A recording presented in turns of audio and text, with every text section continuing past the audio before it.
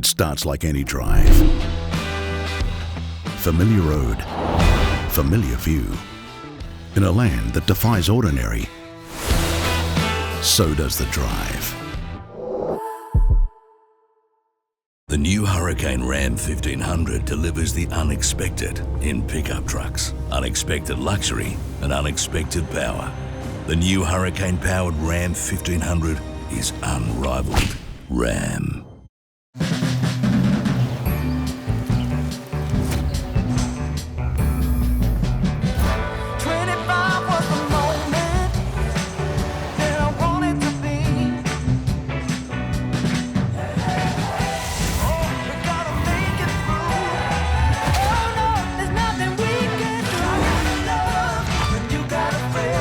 Discover a new kind of space with the all-new Škoda Kodiaq. Škoda. Welcome to Tarmac Life. We're here for the fun toys, cars, SUVs, utes, flights, hotels, because the journey matters too, and even the odd motorbike when we feel like living dangerously. Epic drives and unforgettable experiences, all served up with plenty of banter and zero boring nonsense.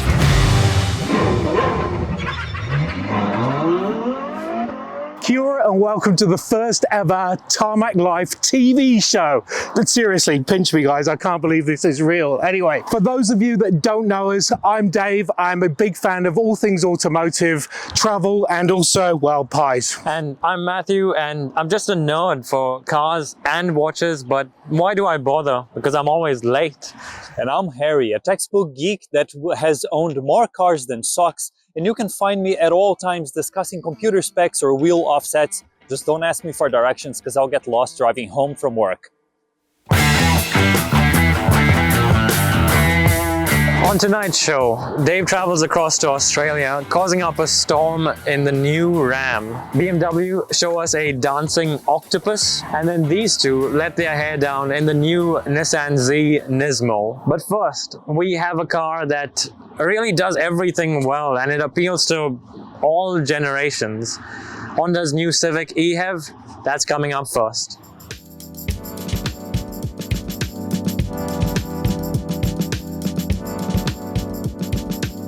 The big thing about this new 11.5 sort of generations, 11 generations plus a bit, is the fact that this is now gone into electrification. But the design itself is very much sporty yet also sophisticated. This spoiler down the bottom here, so it makes it look sporty and cutting, and yet it's also got this gloss around here, so it's also sophisticated. Overall in length it's around about 4.5 meters and around about 1.5 meters tall, so it's very compact and will fit in your garage.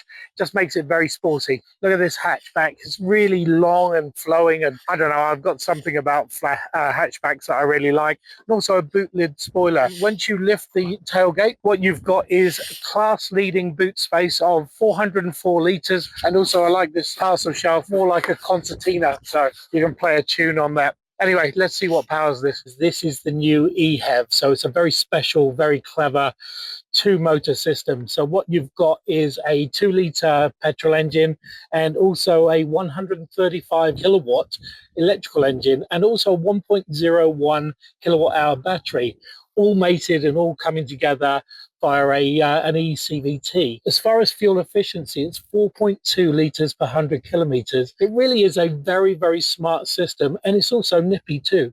The interior of this Civic eHev is the perfect antidote for a cold day like it is outside. Because once you hop in here, you can turn on heated seats, which both the front driver and passenger have. It's even got a heated steering wheel, really to add to that level of luxury in here. And this, I've got to say, this Civic is incredibly well equipped from that standpoint. So not only does it have all of that, just the fit and finish of everything in general is really nice. Most things you touch are quite soft. Everything is well put together and really firmly screwed in. You get the feeling that this is a quality car and it will really go the distance. And it's spacious too. So as you can see, there is considerable amount of room here as a driver as well. I've got plenty of space. And again, these seats are very comfortable with electronic adjustment for both the driver and passenger, as well as some good lumbar support as well. Aside from that, it is a Honda Civic, so it must also be practical, and that it certainly is. So you've got your 2 cup holders in the middle here. You've got some decent sized door bins either side, and a pretty generous under armrest storage as well in there, as well as your glove box. And there's some storage spaces in the back too as well to really help with that. Honestly, I have to say from the get-go, there's nothing really bad I can say about this car at all. It just does everything so well. It goes about its business with no nonsense, and it is actually extremely comfortable and well equipped. We could probably end the review right there, to be honest. I went to the launch in, or the New Zealand launch in the South Island, and we drove it pretty hard. There was some lots of bends and lots of curves, and it hugs very nicely, and it's very well balanced. It chews through the kilometers like they're not there. I've even been using the heated seats, the air conditioning. I've not made any attempt to really save hard on fuel, but it still does that somehow. And then you kind of throw it around corners and it just sticks. It's got a real amazing duality to it. It also feels very refined. For hatchbacks are usually very small and compact. This is quite well portioned. So you've got lots of space in the back for, 2 adults, possibly 3, and the refinement up front. It's very Honda, but it's very refined Honda. The clicky bits of here, it's just it feels like you're part of this well precisioned, I don't know, watch almost.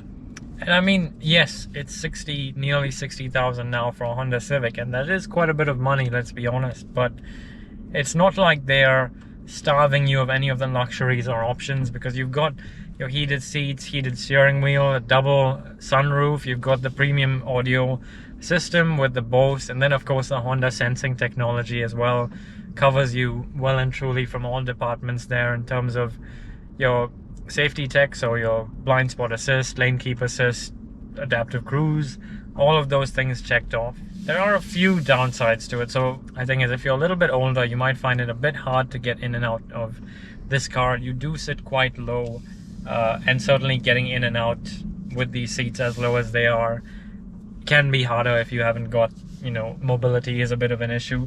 That's where something like the Jazz really wins when it comes to Honda hatchbacks. Oh, that hip height thing that they go for yeah.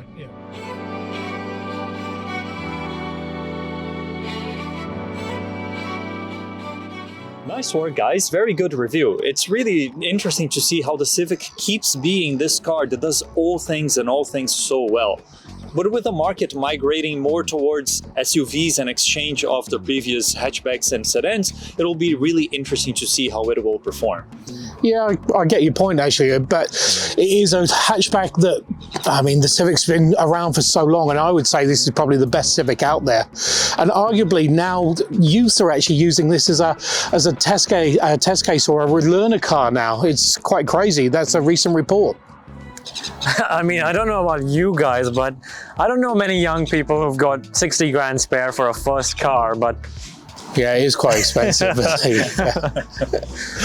After the break, Dave heads off to Australia to drive the new Hurricane-powered Ram 1500. Yeah.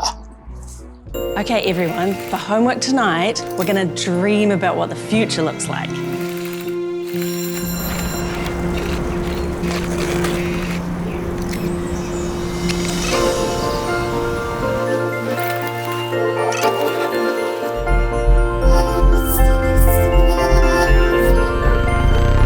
Dreams can come true. The all-new, fully electric Honda EN1 is here. An all-new Audi Q5 era has begun. Experience bold new looks, future-ready technology, exhilarating performance, and complete flexibility. The all-new Audi Q5 range is here.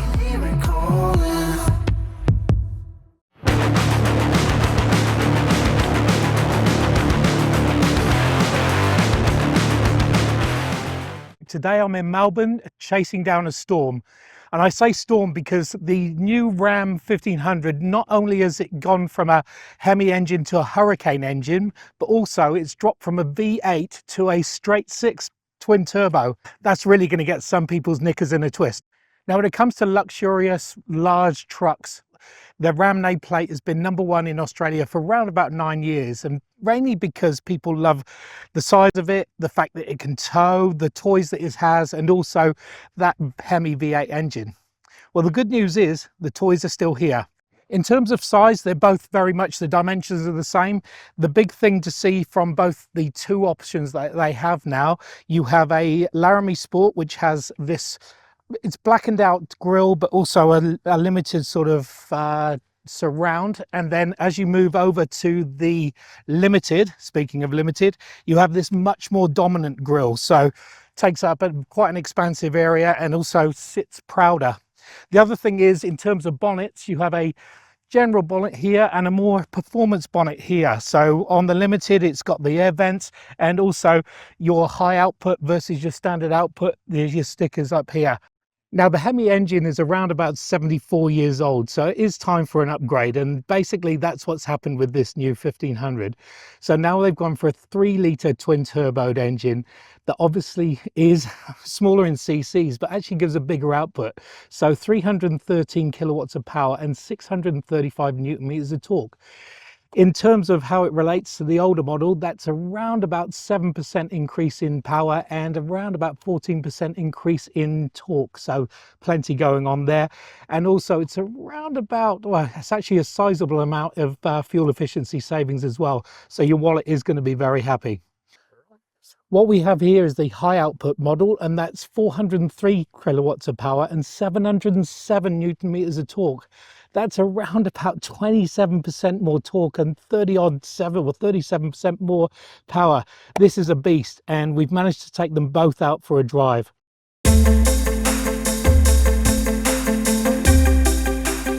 So here we are in the new Ram 1500 twin turbo 3-litre straight six, and this is the standard output, and we're going to try and see how quickly it goes off the mark on a 0 to 100 test, and then we just let go. Oh,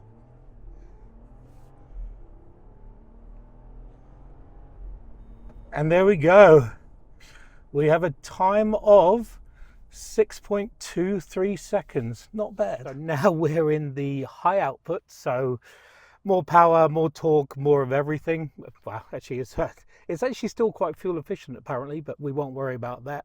Now, last time I wasn't the fastest, put it that way, so I'm out for revenge on this one. So let's see what we can get, and then we're off. It definitely feels quicker. Oh, look at that, 5.04. Now that's a speed. It's not quite TRX speed, but 5 seconds, or just over 5 seconds, 0 to 100, that's pretty much a thumbs up. So now we're heading out to the Lang Lang sort of big round loopy circuit, so the handling test, just to see what it's like on a day-to-day handling. And the big thing about it is just how much more luxurious this new model is. So what you'll notice straight away is the fact that there's a big full panoramic roof, and that obviously makes sure there's plenty of light that comes into this cabin. There's high-end stitching. There's a big 14.4-inch infotainment screen, and also, just to keep the passengers happy, there's a 10.25-inch little screen down there, so your passengers can actually watch videos and stuff while you're driving and doing what you should be doing, which is just enjoying the big cruiser that this thing is. And the other thing is, because you'd think you could get distracted by this smaller screen, you can't see it. The driver can't see it, or it just looks all sort of blacked out. So unfortunately, I can't watch or go on to Tarmac Life on YouTube while I'm driving, which is such a big shame. So we're going to cruise around here around about 60 to 80. So I've been told to keep the speeds relatively sort of light, and the big thing about it is there's less weight in the nose, so not having the big hefty V8 just saves some of the kilograms on there, and that means that it's sort of lighter in the nose. It's a little bit more floaty when it's on the road, and also when you're cornering.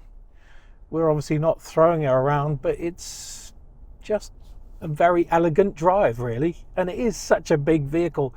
The dimensions haven't really changed much, and that's not a bad thing. This is here to, I don't know, tow planets and make sure that you can get whatever gear you want, where you want it, when you want it.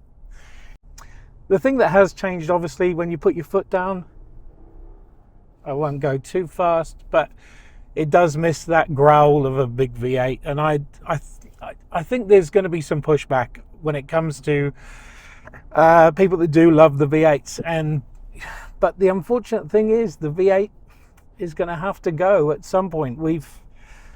There's only so many cc's and emissions that we can put up with now, and you know, they've done their best with the engine to try to minimize the amount of output or the amount of emissions that comes out of it, but now they've had to go down to a straight 6, and as we'll see on even the high output, it hasn't really compromised the speed that we're going to get up off the mark. Actually, it's improved it.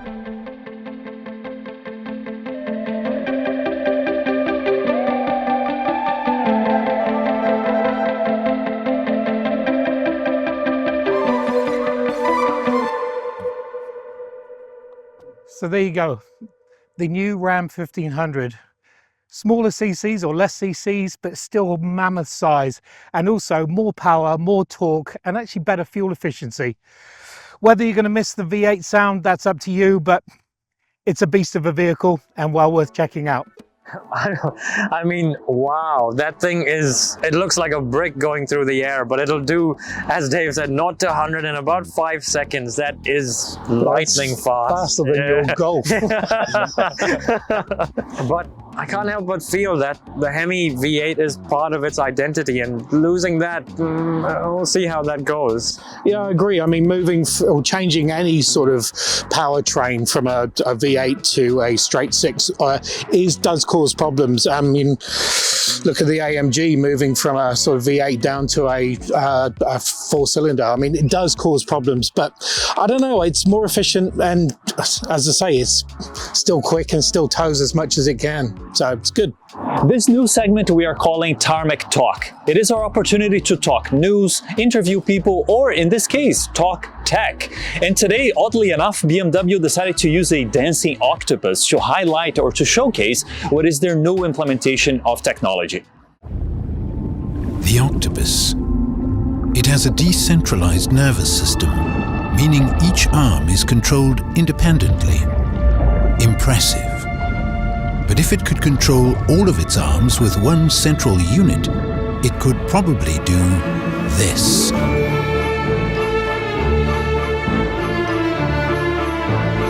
It's such a masterful display of control as it moves with exceptional precision and effortless agility,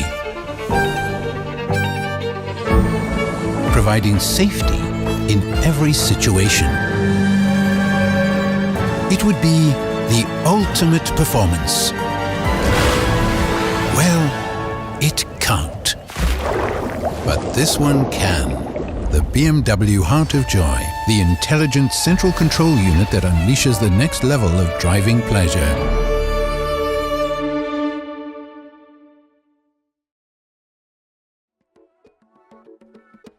Wow, what an amazing display. I mean, a dancing octopus to show a super brain is just crazy. I mean, what do you think of it? I think it will mean that it's either very complicated that you need 8 arms, or that it is so intuitive that even an octopus could work it out. I guess we'll see. Actually, it's got 4 hearts as well, apparently. So 8 arms, 4 hearts. Lovely. I wonder if it's actually going to pick the World Cup winners. That'll be the big thing for us. Anyway. This is missing something. Take Norfolk's finest engineers, mix them with a pile of carbon fiber and a sprinkle of British arrogance, and you got yourself a Lotus. The car is so well balanced it tucks the road tighter than an influencer to endorsement deals. The stance, epic. The experience, impossibly pure. What you get? A sports car that screams I'm cultured. I send it. What is it missing? You. It's missing you. Because these cars are made for drivers. And this brand, born out of sheer audacity, fueled by a man who said light is right. His name, Colin Chapman. His belief, racing cars really only need one thing, a lot less. And that has been our spirit ever since. Now, are you a driver or what?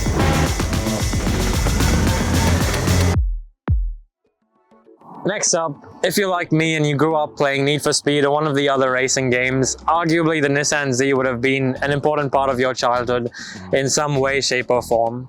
And today, Nismo, which is Nissan's motorsport division, have added their own spice to the current generation Z. And these guys are going to take it for a drive.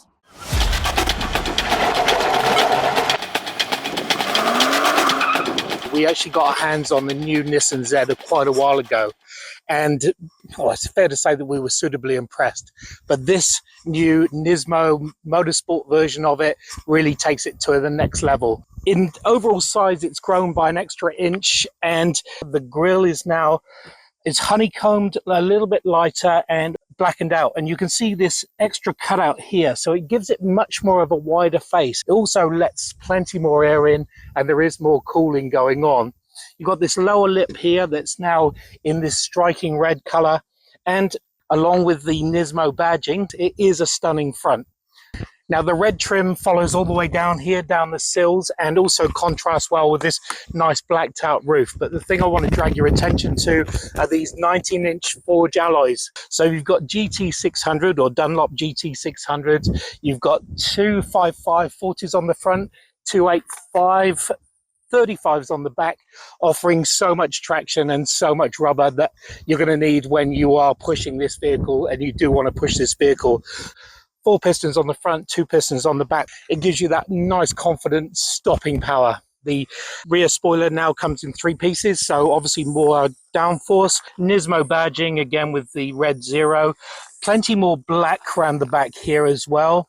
And also the continuation of the red trim. Okay, so the suspension has been radically upgraded, the steering's been upgraded, and so is the transmission. So it's a lot faster in terms of changing gear, but also so is the engine. So it's still got a V6 twin turbo engine, but it's now got around about 15 more horses, an extra 45 more Newton meters of torque. So it now comes with 309 kilowatts of power and 520 Newton meters of torque. That all goes back to those back wheels via a manual limited slip diff. On the inside, the new Z or Z Nismo is mostly unchanged, but there are definitely a few things that are worth bringing up. The first one has to be one of the party tricks of the Nismo, which are these amazing seats. They're really beautiful and they hug you like a bucket seat definitely needs to do. In all honesty, I think that they could sit just a tad higher, because for someone as tall as myself, even though there is plenty of room for both legs and the torso, if this is supposed to be a motorsport specific car, I can definitely say that I would struggle a little bit if I were to wear a helmet, say if I were to go to the track. In rest of the interior, you can definitely see that Nissan has thrown a lot of different materials to make the interior feel like a special place. Of course, you get these gorgeous pods that are a nod to other cars of the Fair Lady or Z lineup. The steering wheel is really good to interact with. I love the fact that it is thin. And speaking of the driving thing, one thing that also warrants a conversation is this. Because the new Nismo is only available as an auto, you cannot get it as a 3-pedal manual specific car. But as they've said in his part of the video, Nissan have put a lot of effort towards making this automatic behave and perform to the levels that would be expected from a Nismo car. Alongside all of that, you also get an extra drive mode. You can go to Sport in Sport Plus, and alongside all of that, also in the cluster that is in front of the driver, you can see a new layout to the information in front of you that is really sort of track or motorsport specific.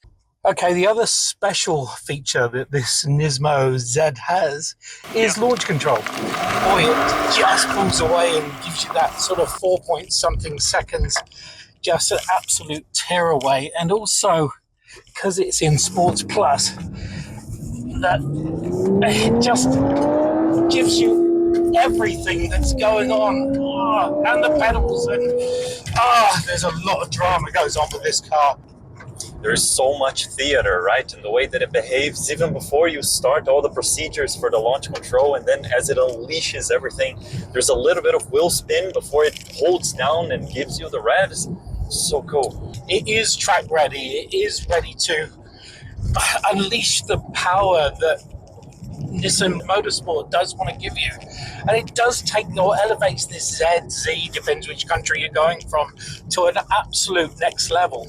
It really adds up to that sort of a street capable but also track ready kind of nature of the car. I love it. You can actually drive it like a normal person if you really want to, and it does have some form of cabin noise dampening and things like that, but in fairness, it is quite a noisy vehicle to be in regardless, because of the upgraded suspension. Everything's basically tight up. Yeah, you have to know what you are getting into, right? Because being a more sort of a thoroughbred kind of offering, it has stiffer springs, it has the harder tires when you're considering the sidewall, the revised sway bars and everything, and all of that translates to a harsher ride. Downsides, very few, apart from the fact of, me wobbling around because it is so taut. I think the driving position is just that little bit high. I would have preferred in a track-going sporty car just to be a little bit lower in the center of gravity. But honestly, I'm not too concerned about that. I can live with it. All right, guys, that looked like a lot of fun, I have to say. I mean, the roar from that twin-turbo V6 was quite something. But if I'm honest, the two of you look pretty cozy in that cabin. What was the space like? Yeah, it's definitely not the biggest cabin out there, especially with the two of us inside.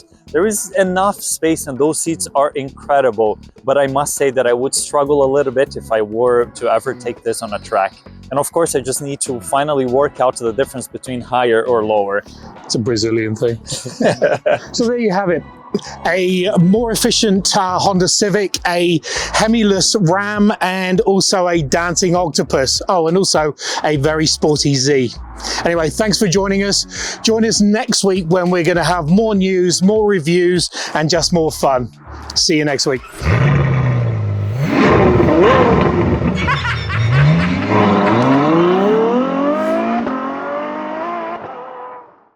Kia ora and welcome to the first ever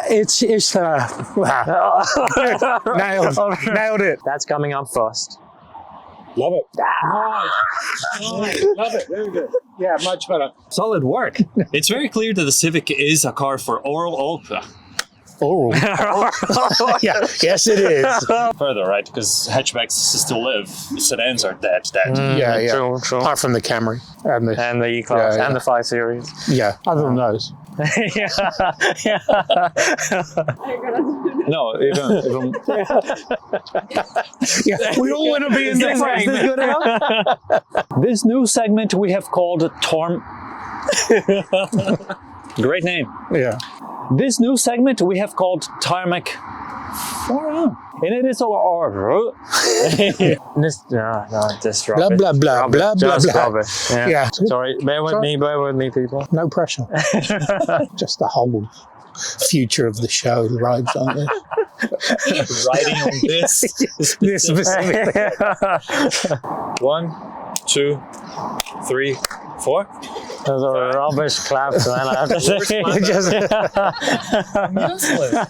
The new Hurricane Ram 1500 delivers the unexpected in pickup trucks. Unexpected luxury and unexpected power.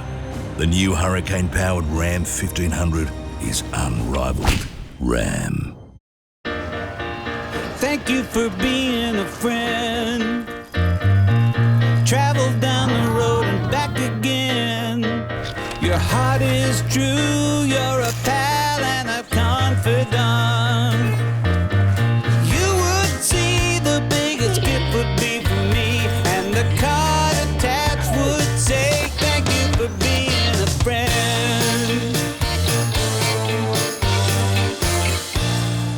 It starts like any drive.